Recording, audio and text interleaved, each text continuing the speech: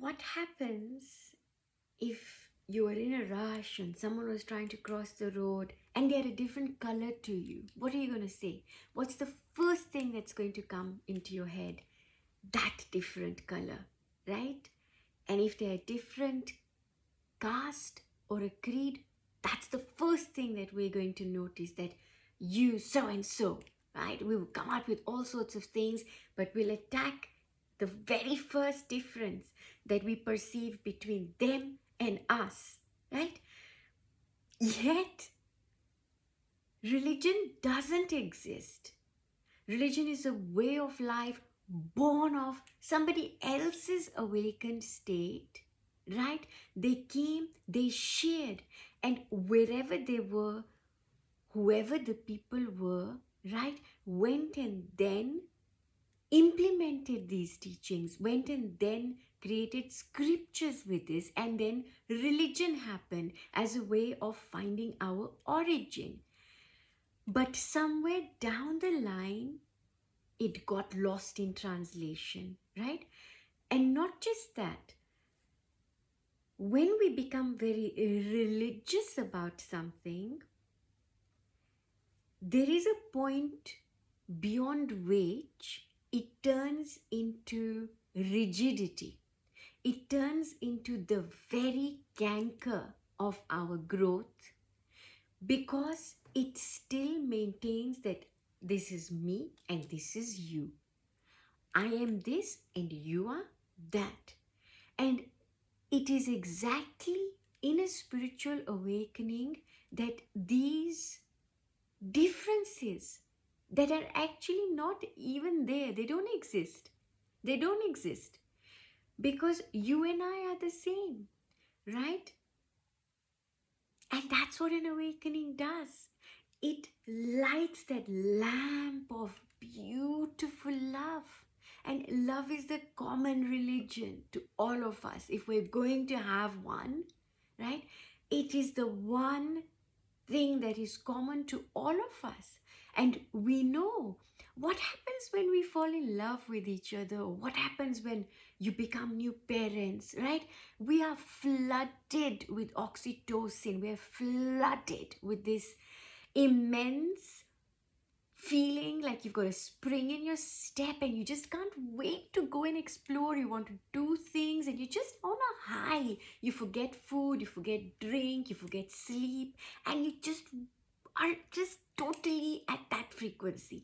Right now, when you are that high, right? It makes you want to create. It makes you want to do things. So that love literally keeps us going. It's what keeps us all going. So we're like this on a wheel. And with love, it is an excitement.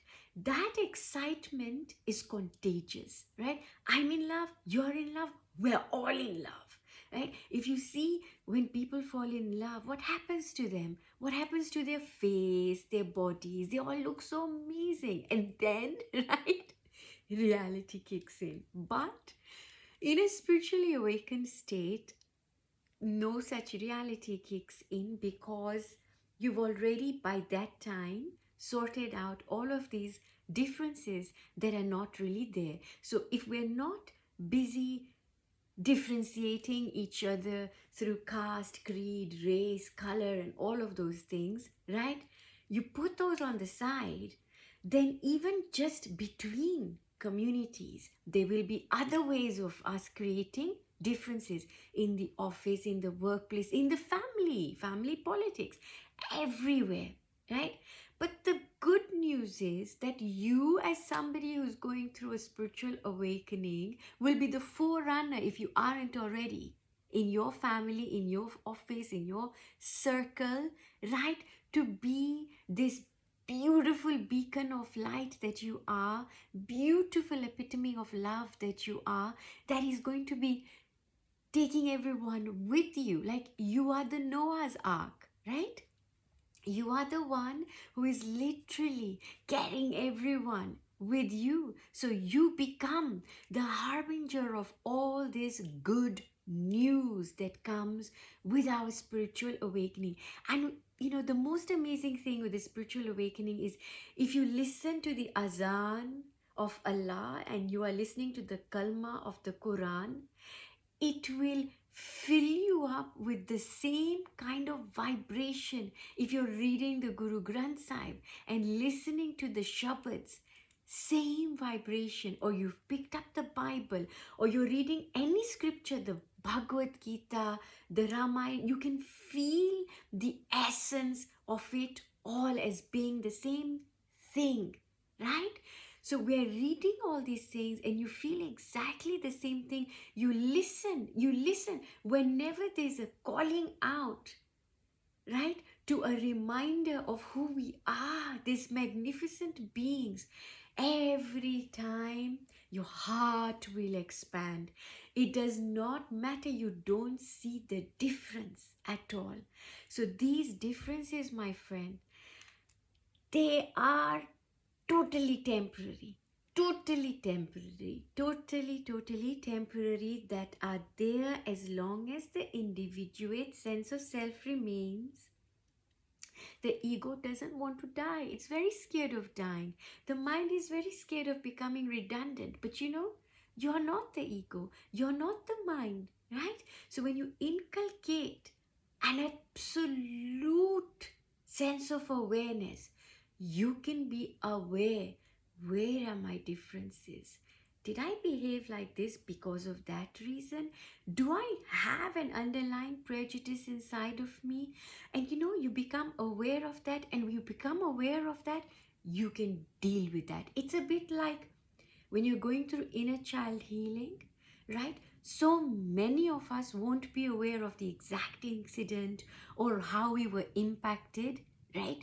But when you become vulnerable, you go into that, you can then identify it with your awareness, integrate it, job done, and it's okay. So similarly, folks, with the spiritual awakened state, and full awakening is, it bypasses all of these differences. Yeah, you can see me in you, you in me, all of us together. All the walls of differences, friends, are completely annihilated. So much love. Take care of yourselves. Take care of you, because you are the best you are right now. You needs you to show up for yourself, your awakened state. And if you're going through any of the effects of the awakening, which are making you feel slightly sore, know one thing: you've got this, and you are doing so well. You've come so far. Keep going, friend.